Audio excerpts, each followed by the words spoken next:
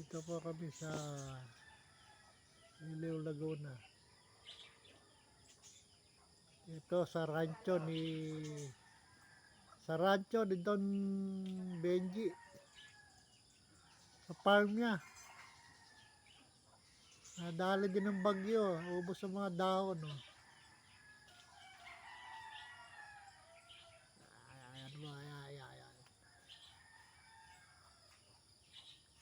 Ito, karsada. Dito kayo. Ito, dala ko yung kotse ng anak ko. Nangiram na lang ako ng sasakyan.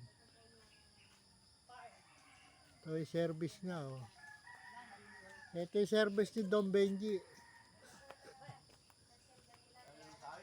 Nadali ni Christine. Naubos ang dahon.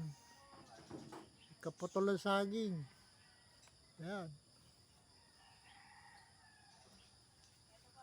Ito yung bahay kubo niya. Malamig. Patulog.